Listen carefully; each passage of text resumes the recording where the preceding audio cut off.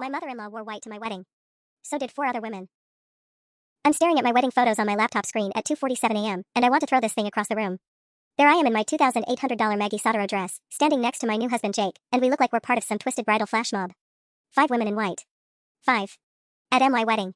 My mother-in-law Patricia stands to Jake's right in what can only be described as a wedding dress, off-white, floor-length, with actual beading. She's beaming like she just won the lottery. Next to her is Jake's Aunt Sandra in a white cocktail dress. His cousin Michelle opted for white lace.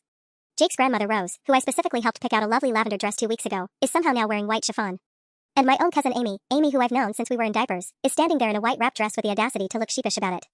I remember the exact moment during the ceremony when it hit me. Father Martinez had just asked if anyone objected to our union, and as I glanced around at our 150 guests, the sea of white nearly knocked me over. My stomach dropped so hard I thought I might actually faint right there at the altar. Jake squeezed my hand and whispered, "You still look the most beautiful," but his voice cracked and I could see the horror in his eyes too. The photographer, bless her heart, tried her best. "Let's do some shots with just the bride and groom," she kept suggesting, clearly recognizing the disaster unfolding before her lens.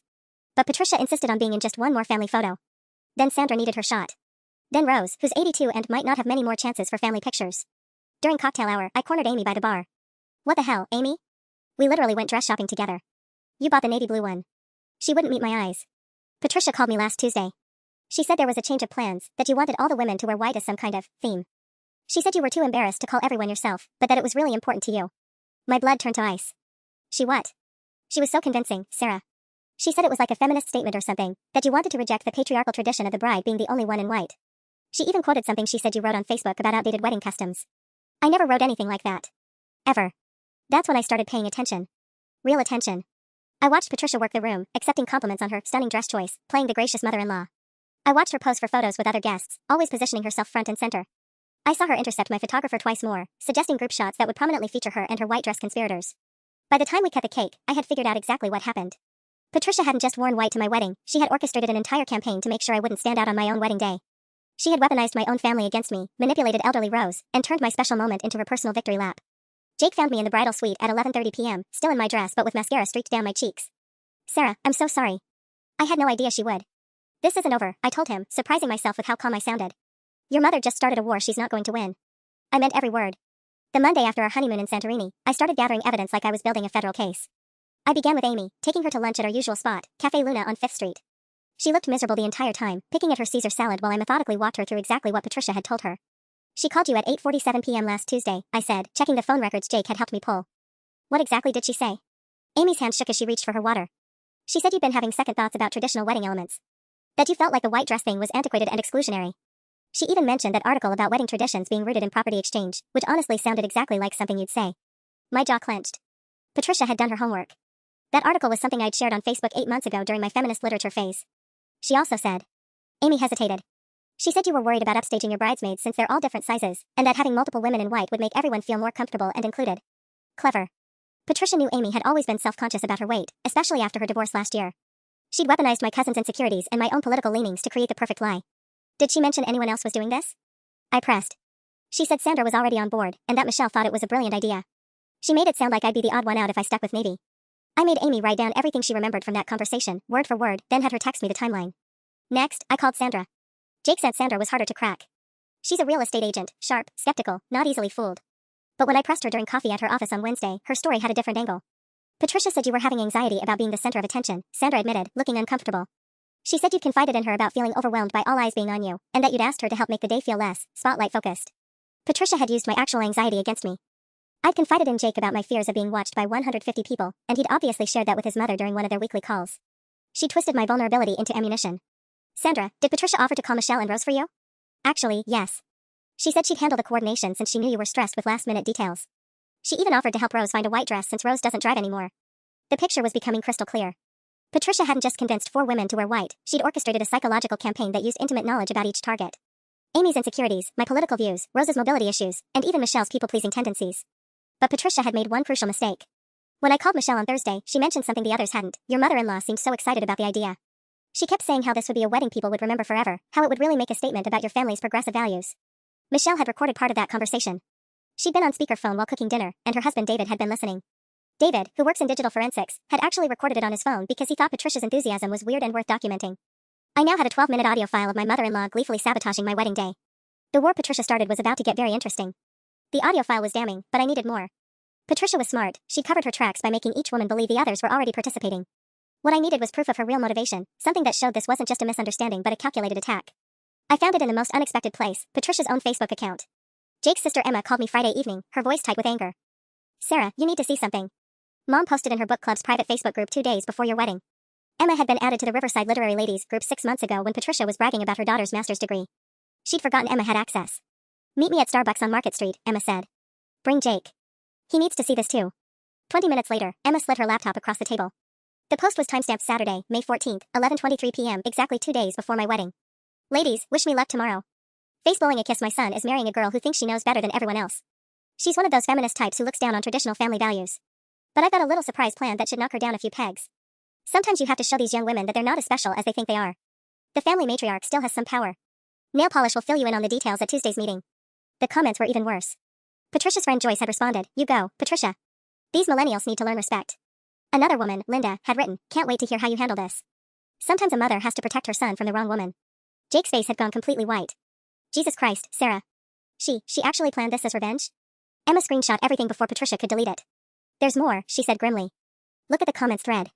Patricia had responded to her friend's encouragement with more details. I got 4 women wearing white tomorrow, including the bride's own cousin. She'll be so humiliated she won't know what hit her. Maybe next time she'll think twice before trying to exclude me from wedding planning. I am the mother of the groom, not some random guest. My hands were shaking so hard I could barely hold the laptop. The wedding planning comment referenced our one argument 3 months ago, when I'd asked Patricia to please coordinate centerpiece colors with my maid of honor instead of just showing up with arrangements that clashed with our palette.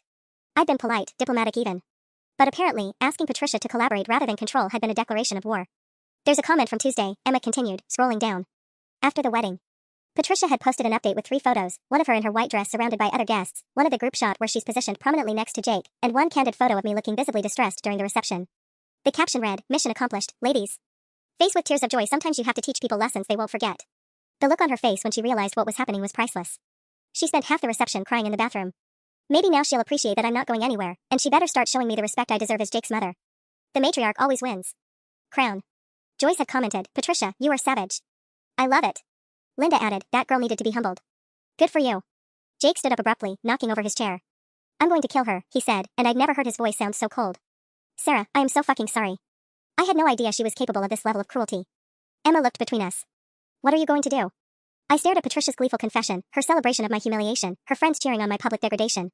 She documented her own psychological warfare and bragged about it to her book club. Patricia had just handed me everything I needed to destroy her. Patricia's 65th birthday party is in 3 weeks, I said slowly. She's been planning it for months, the whole extended family, all her friends, even people from her work.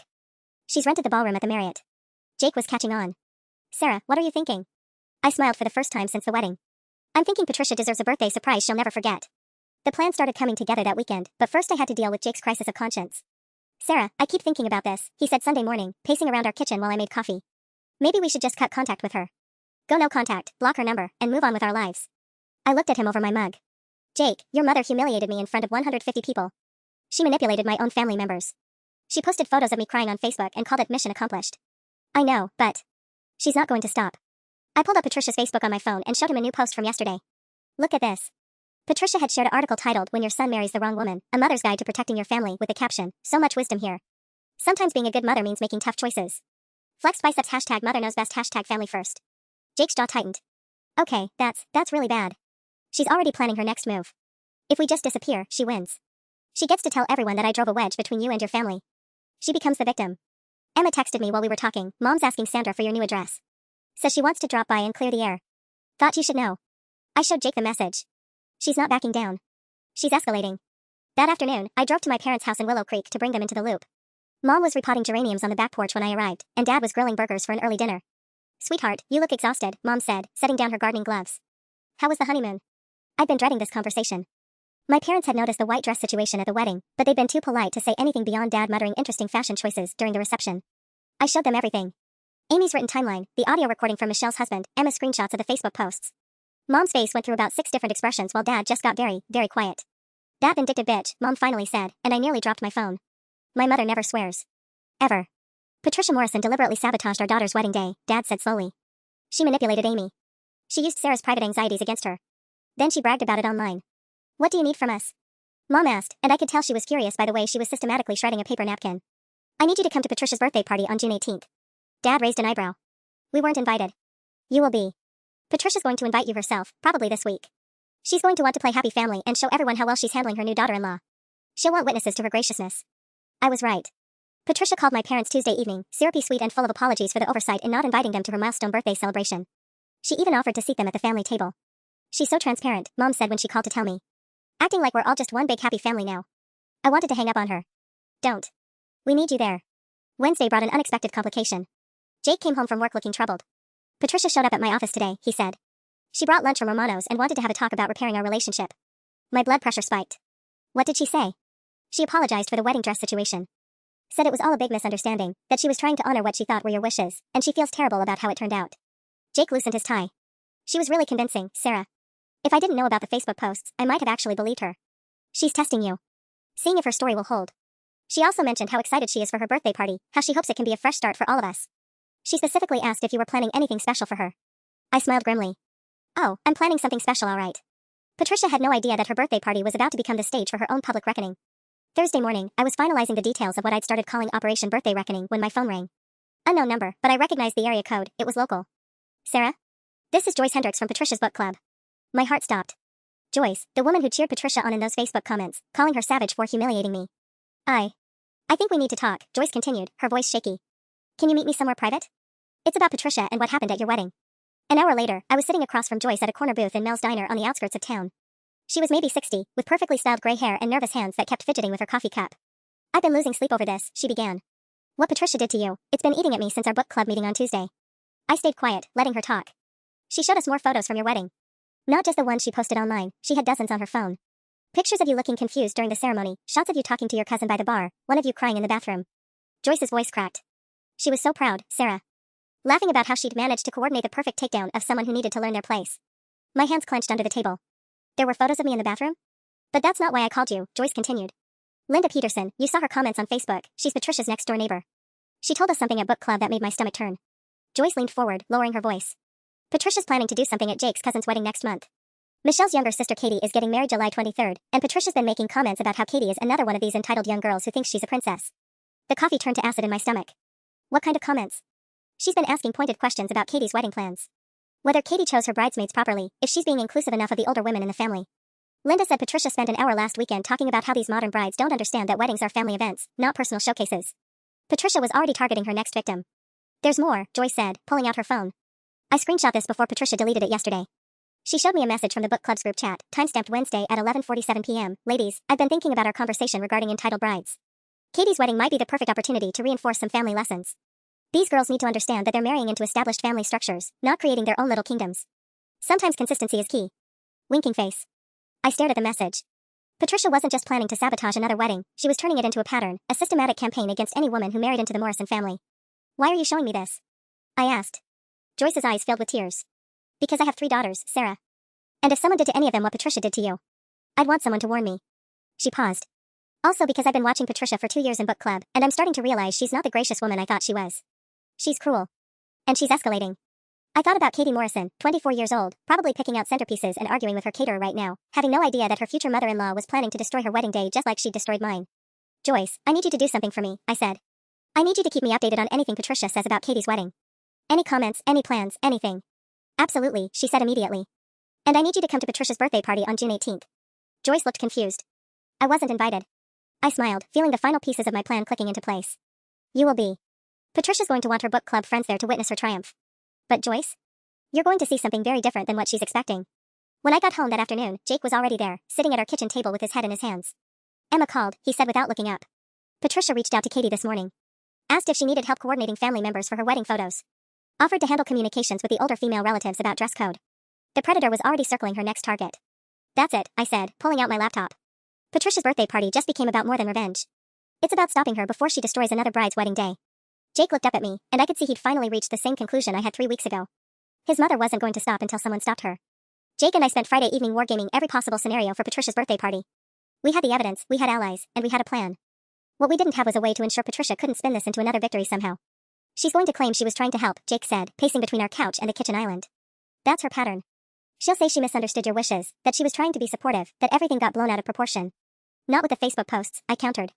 There's no way to misinterpret mission accomplished and photos of me crying. But she'll try. And some people will believe her because they want to believe her. Jake stopped pacing and looked at me.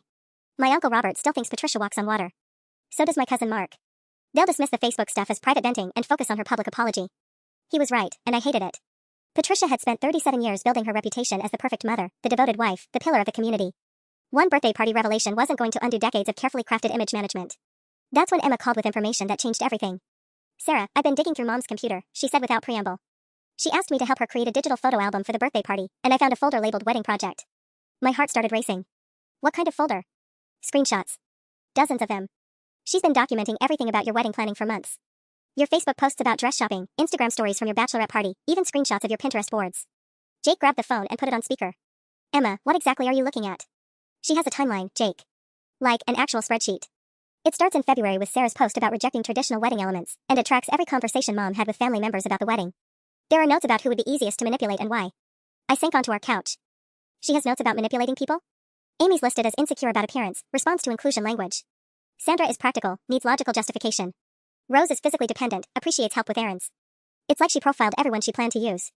Jake's face had gone completely white. What else is in there? Draft text messages she never sent. Email templates. Even practice conversations where she wrote out both sides of the dialogue. Emma's voice was shaking. "Jake, there's a file called Future Projects with Katie's name in it. And 2 other cousins who aren't even engaged yet. Patricia wasn't just a vindictive mother-in-law. She was a predator who had systematically planned to sabotage any woman who married into the Morrison family." "Can you copy everything?" I asked. "Already done. I've got it all on a flash drive. But Sarah, there's something else. Something worse." I wasn't sure I could handle worse. "She's been in contact with someone at the Marriott. There are emails about your honeymoon suite booking. She tried to get them to upgrade you to a different room that would have put you on the same floor as her and Dad." Jake exploded. "She tried to sabotage our honeymoon too?" "The hotel refused because the reservation was in your names, not hers." "But Jake, she also contacted Romano's restaurant about your anniversary dinner reservation for next year. And she called the venue where Katie's getting married, claiming she needed to coordinate family transportation." I felt sick. This wasn't about one wedding or even 2 weddings. This was about Patricia establishing dominance over every major milestone in her children's lives, forever. "Emma, I need you to make copies of everything. Multiple copies." "Already on it." "And Sarah? I'm not just helping you expose her at the birthday party. I'm going to make sure she can never do this to anyone again." The war Patricia started 3 weeks ago had just become a battle for every future bride in the Morrison family. Saturday morning brought a complication I hadn't anticipated. Jake's father called at 7:23 a.m., his voice strained in a way I'd never heard before. "Jake, I need you and Sarah to come over. Now. Don't tell your mother you're coming." Richard Morrison had always been Patricia's quiet shadow, the man who nodded along with her stories and funded her schemes without question. In 3 years of dating Jake, I'd maybe heard him speak 50 words total. For him to call us behind Patricia's back was unprecedented. 40 minutes later, we were sitting in Richard's garage workshop while he methodically organized screws in a tackle box. His hands shook slightly as he worked. "Your mother doesn't know I found her planning materials," he said finally. "She keeps everything in a file box in her closet. Has for years." My blood turned cold. "Years? Your wedding wasn't her first time doing this." Richard set down a handful of bolts and looked directly at me for the first time in our relationship. "She sabotaged my sister Helen's daughter's wedding in 2019. Different method, she convinced the caterer there was a shellfish allergy in the family and had them change the entire menu 3 days before the wedding. Cost Helen's family an extra $4,000. Jake's jaw dropped. "Dad, why didn't you ever say anything?" "Because I told myself it was a misunderstanding. That Patricia was just trying to help and it got out of hand." Richard's voice cracked. "But after seeing what she did to Sarah, I went looking through her files. She's been doing this for over a decade." He pulled out a manila folder thick with documentation. "She destroyed Jake's cousin Beth's engagement party in 2018 by telling half the guests it was cancelled due to a family emergency. She convinced your Aunt Linda's stepdaughter that the rehearsal dinner dress code was black tie formal, so the poor girl showed up in a ball gown to a backyard barbecue." I flipped through page after page of Patricia's meticulous record-keeping. Photos of crying brides, screenshots of confused family group chats, even receipts for flowers she'd sent to apologize after each misunderstanding.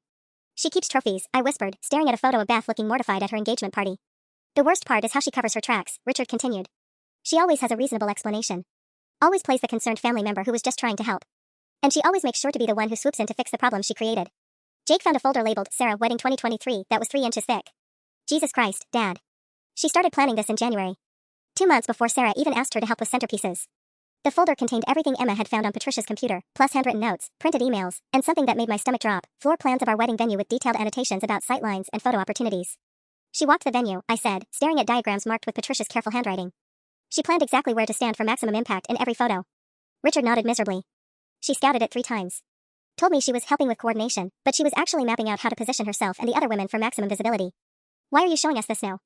Jake asked, his voice barely controlled. "Because I overheard her on the phone yesterday with someone from Katie's wedding venue.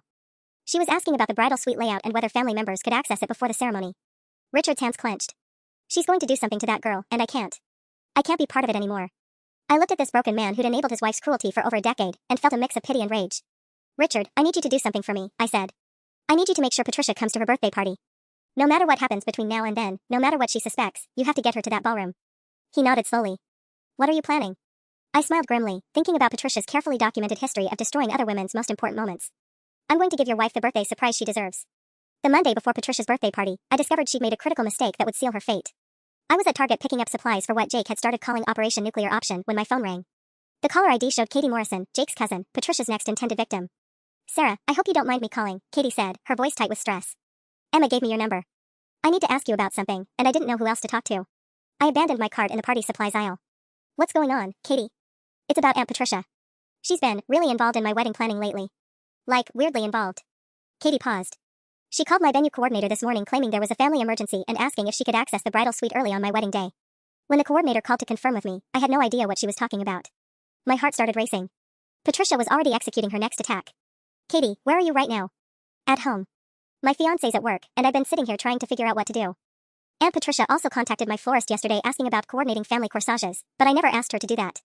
And this morning my mom got a weird call from someone claiming to be from my bridal salon, saying there was a problem with my dress fitting. Patricia was using the same playbook she'd used on me, but she'd gotten sloppy. Too many moving pieces, too many people to manipulate. Katie, I'm coming over. Don't call Patricia, don't call anyone else in the family. Just wait for me.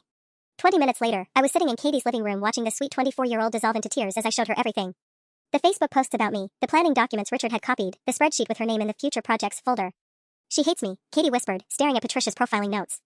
I'm listed as overly emotional, easily confused, responds to authority figures. She's been studying me like a lab rat. She doesn't hate you specifically, I said gently. She hates the idea of losing control. You're just the next woman who dared to marry into her family.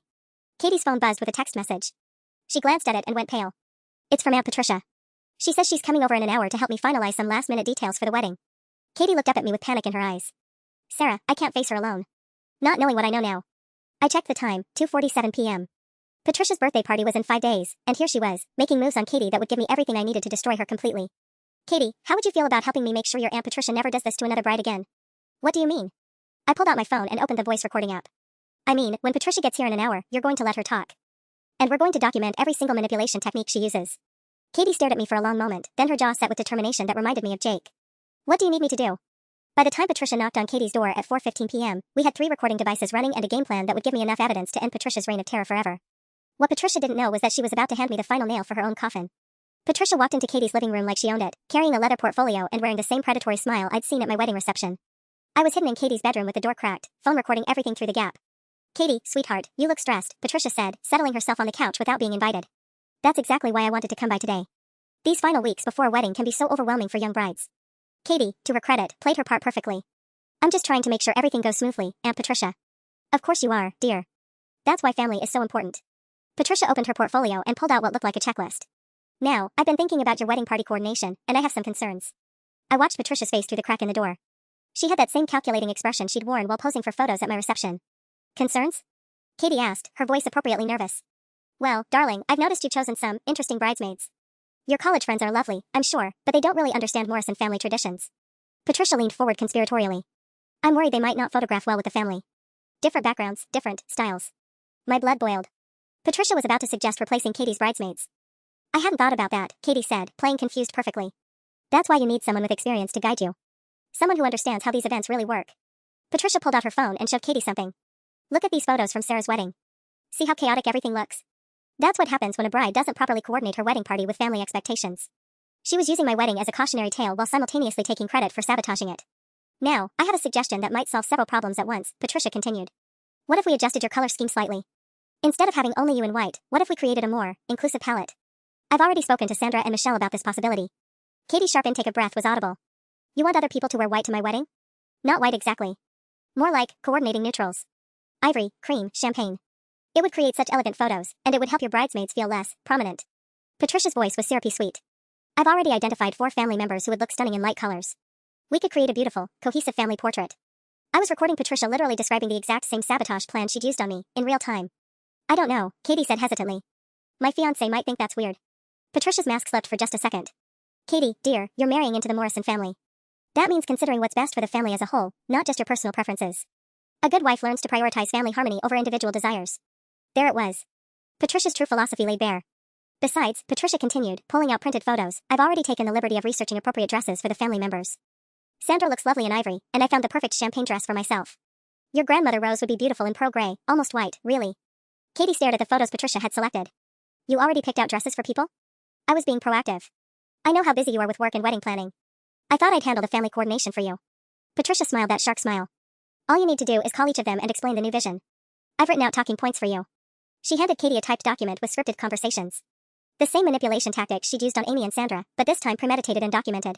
Patricia had just confessed to planning another wedding sabotage, complete with evidence and a paper trail. In 3 days, at her 65th birthday party, Patricia Morrison was going to discover exactly what happens when someone finally fights back. Katie was staring at Patricia's typed script with growing horror when Patricia's phone buzzed. She glanced at it and her entire demeanor shifted. Oh, how wonderful. That was the florist confirming our consultation tomorrow. Patricia beamed at Katie like she'd just delivered the best news in the world. I took the liberty of scheduling us an appointment to discuss the new color palette for your arrangements. We'll need to adjust everything to complement the ivory and champagne theme. Katie's voice came out strangled. You scheduled an appointment with my florist? Well, of course, dear. These changes need professional coordination. Patricia was already pulling out her planner, a leather-bound monstrosity that looked like it could hold the plans for a military invasion. I also have us down for a cake consultation Thursday at 2 p.m. The current design is far too bold for the refined aesthetic we're creating. I watched Patricia flip through pages of meticulous notes about Katie's wedding. She had vendor contact information, timeline spreadsheets, even floor plans of the reception venue. This wasn't spontaneous meddling, this was a full-scale hostile takeover. Aunt Patricia, I never asked you to change my cake, Katie said, her voice getting smaller. Sometimes experience has to step in when youth gets overwhelmed, Patricia replied, not even looking up from her planner. Your original cake design screams look at me, very millennial, very attention-seeking. The new design I proposed is much more elegant. Classic. Appropriate for a Morrison family wedding. Patricia showed Katie a photo on her phone. I couldn't see it from my hiding spot, but Katie's reaction told me everything. That's completely different from what I ordered. It's not even the same style. Exactly. Much more sophisticated. And the baker was so understanding when I explained that you were having second thoughts. I may have mentioned that cost was becoming a concern for your parents, so she's prepared to work within a more reasonable budget. Katie went completely still. You told my baker that my parents can't afford my wedding cake? I told her that responsible families make practical choices. Your parents will thank me when they're not drowning in debt from one day's celebration. Patricia's voice had taken on that lecturing tone I remembered from my own encounters with her. This is part of growing up, Katie. Learning that weddings aren't about fairy tale fantasies, they're about establishing your place in the family structure. My phone was getting hot from recording, but I didn't dare stop. Patricia was systematically destroying Katie's wedding plans while framing it as financial responsibility and family wisdom. I need to call my mom, Katie said, reaching for her phone. Patricia's hand shot out and covered Katie's. Sweetheart, your mother is already stressed about wedding expenses. Why burden her with these details when I'm handling everything? Let's surprise her with how beautifully everything comes together. The manipulation was breathtaking. Patricia was isolating Katie from her support system while positioning herself as the solution to problems she'd invented. Now, about the rehearsal dinner, Patricia continued, flipping to another section of her planner. I've taken the liberty of reaching out to your future mother-in-law about adjusting the guest list. Some of your college friends might feel more comfortable at a smaller, more intimate gathering. Katie's face crumpled. You want to uninvite my friends from my rehearsal dinner? I want to create an event that honors family bonds over casual friendships. Your friends will understand, if they're truly good friends. Patricia's smile was razor-sharp. Besides, I've already spoken to the restaurant about reducing the headcount. The savings will be substantial. At that moment, my phone died. But it didn't matter. I had everything I needed to destroy Patricia Morrison at her own birthday party. I crept out of Katie's bedroom while Patricia was explaining her vision for relocating the ceremony to a more appropriate indoor venue. Katie caught my eye as I slipped toward the back door, and I could see her resolve strengthening. She was done being Patricia's victim. 20 minutes later, I was sitting in my car outside Katie's house when my phone rang. Emma's name flashed on the screen. Sarah, we have a problem, she said without preamble. Mom knows something's up. My stomach dropped. What do you mean? She came home an hour ago asking Dad weird questions about his computer usage.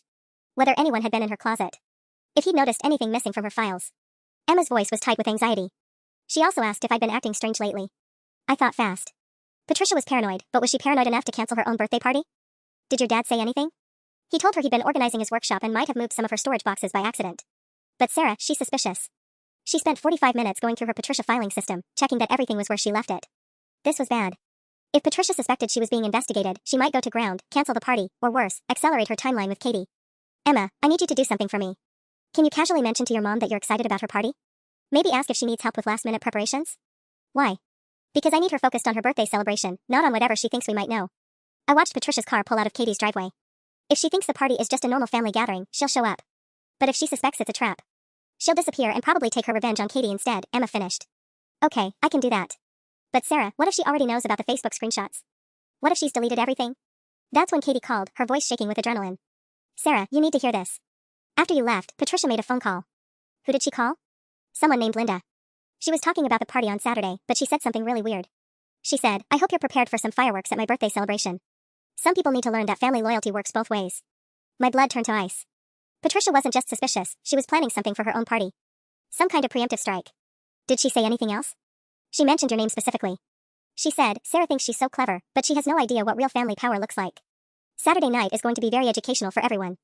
I sat in my car, processing this development. Patricia suspected we had evidence against her, but instead of backing down, she was doubling down. Planning some kind of confrontation at her own birthday party. Katie, did she leave any of her planning materials at your house?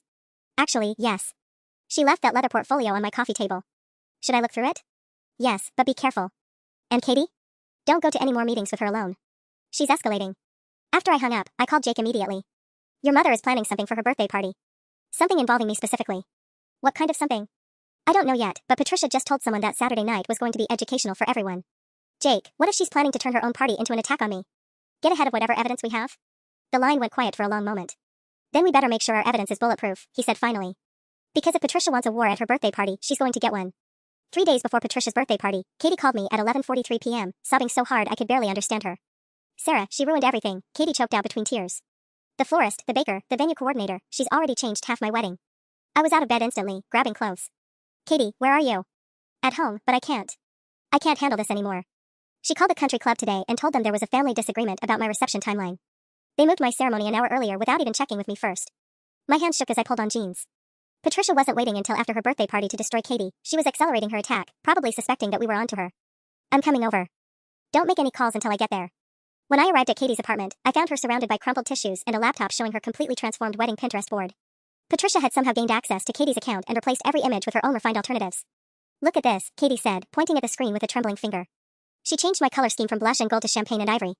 She replaced my garden ceremony photos with indoor chapel images. She even changed my cake inspiration from 3-tier floral to some basic traditional thing. I scrolled through the systematically altered Pinterest board, feeling sick. Katie, how did she get access to your account? She asked to see my ideas last week and I logged in on her phone to show her. She must have saved my password. Katie wiped her eyes. But that's not the worst part. Show me your phone.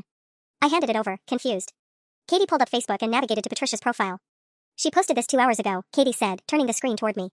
The post showed Patricia at what looked like a florist shop, surrounded by champagne and ivory arrangements. The caption read, so excited to help my sweet niece Katie create her dream wedding. Sometimes it takes an experienced woman to guide these young brides toward elegant choices. Katie was feeling overwhelmed by all the decisions, so I've stepped in to handle the details. That's what family is for. Bouquet sparkles #proud aunt #wedding planning #family first. The post had 47 likes and 23 comments, all praising Patricia for being such a wonderful, supportive aunt. She's rewriting the narrative in real time, I breathed. Making it look like you asked for her help. Sarah, she called my mom today. Told her I'd been having wedding anxiety and that I begged Patricia to take over the vendor communications because I was too stressed to handle them. Katie's voice cracked. My mom actually thanked her. Said she was relieved someone responsible was helping me. This was Patricia's endgame. Not just sabotaging weddings, but positioning herself as the hero who saved overwhelmed brides from their own poor decisions. She got to destroy Katie's vision while being publicly praised for her helpfulness. There's more, Katie continued, pulling out her phone. She's been texting my bridesmaids. She showed me a group chat thread where Patricia had introduced herself as Katie's wedding coordinator and asked the bridesmaids to send their measurements for coordinating accessories. She'd also suggested they might want to consider more sophisticated dress options for someone marrying into such an established family. My maid of honor asked me this afternoon if I was having second thoughts about my bridesmaids, Katie said miserably. Patricia told them I was worried about everyone looking cohesive in photos. I stared at the evidence of Patricia's systematic manipulation, feeling my rage crystallize into something cold and focused. She wasn't just ruining Katie's wedding, she was turning Katie's own support system against her while making herself look like a reasonable adult. Katie, I need you to screenshot everything. Every change she made, every text, every Facebook post. Then I need you to do exactly what she's doing. What do you mean? I mean it's time to let Patricia Morrison know that two can play the social media game. The next morning, Katie and I implemented what I started calling Operation Truth Bomb. If Patricia wanted to control the narrative on social media, we were going to flood it with facts. Katie posted a carefully crafted Facebook update at 9:23 a.m., feeling overwhelmed this morning after discovering that several of my wedding vendors received calls from a family member claiming to speak on my behalf. To be clear, I did not ask anyone to change my florist arrangements, alter my cake design, or modify my ceremony time. If anyone contacts you claiming to represent me or my family, please call me directly to verify. Planning a wedding is stressful enough without miscommunications. Pensive face #wedding stress #miscommunication madness. Within an hour, the post had 89 reactions and 34 comments. Katie's friends were outraged, her coworkers were sympathetic, and most importantly, 3 other Morrison family members reached out privately. Jake's cousin Beth called me at 11:47 a.m. Sarah, I saw Katie's post. Is this about Patricia?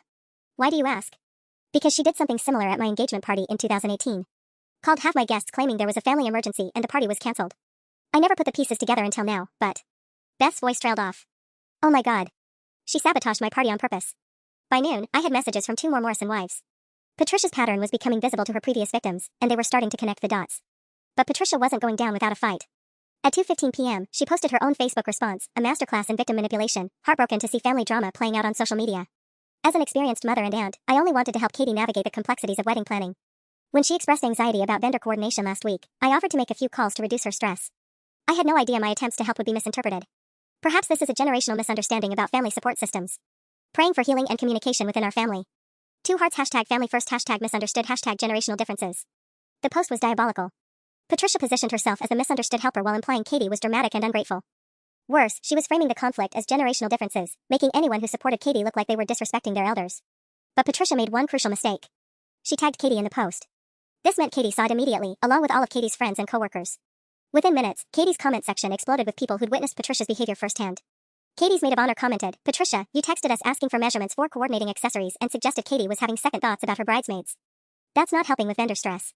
Katie's florist, who apparently followed her on Facebook, added, "For clarity, the person who called to change arrangements claimed Katie was having financial difficulties and needed more budget-friendly options. When I asked to confirm with Katie directly, I was told she was too emotional to discuss it."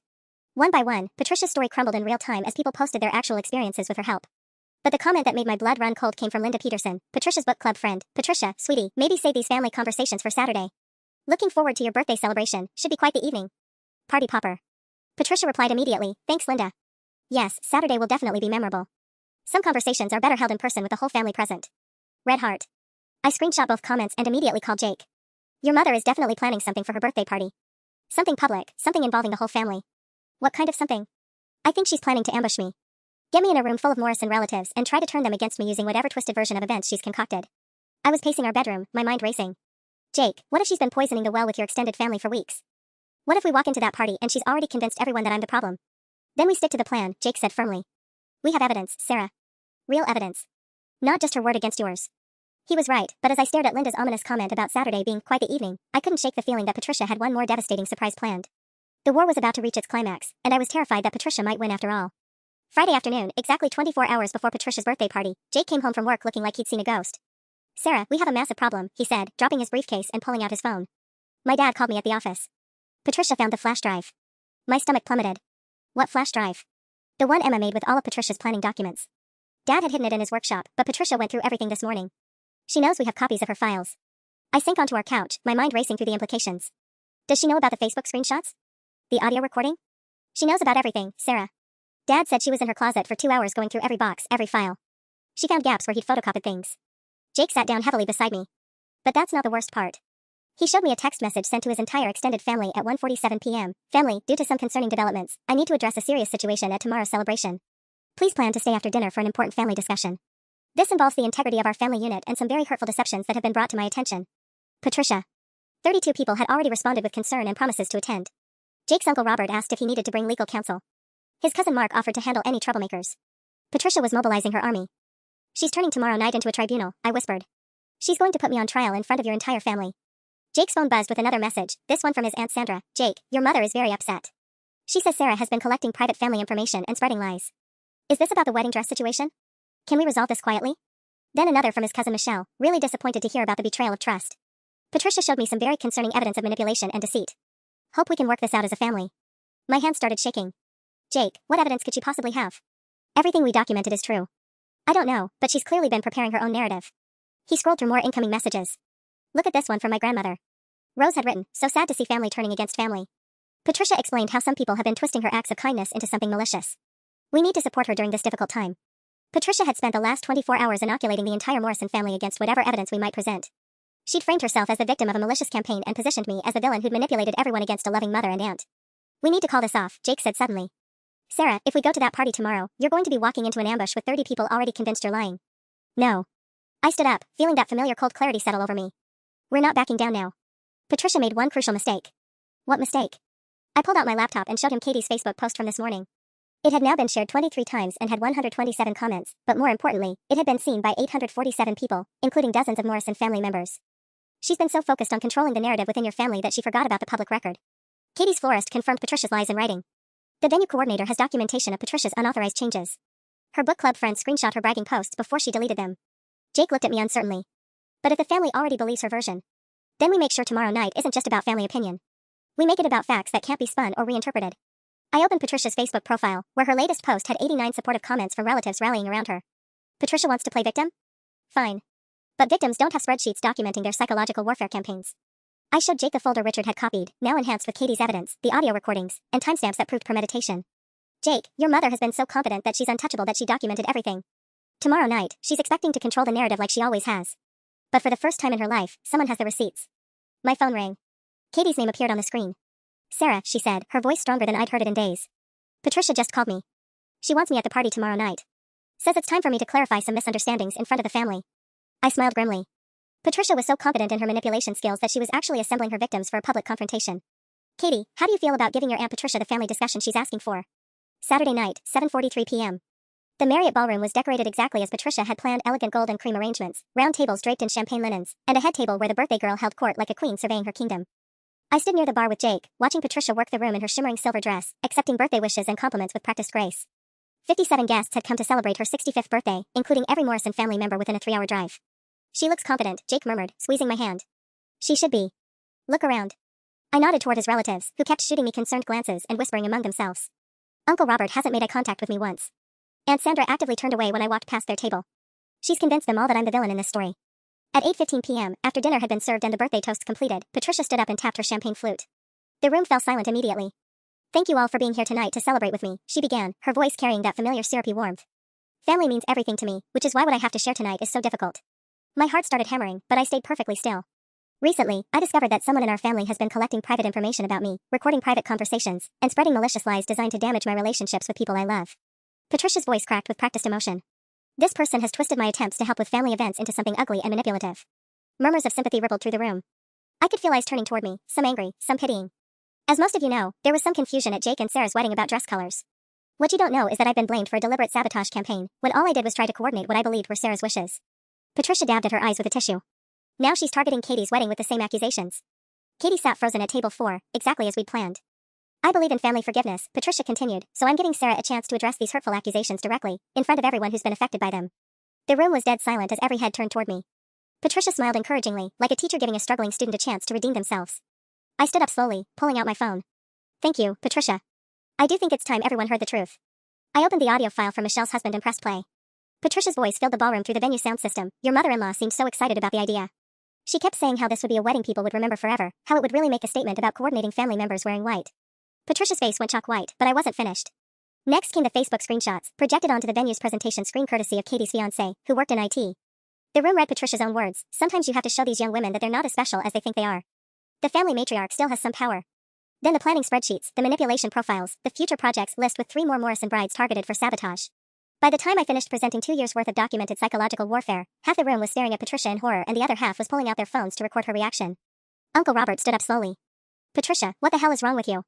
But I wasn't done. I looked directly at the woman who tried to destroy my wedding day, my marriage, and my reputation. Patricia, you wore white to my wedding as a declaration of war. So did I. The room erupted as Patricia Morrison's reign of terror finally came to an end.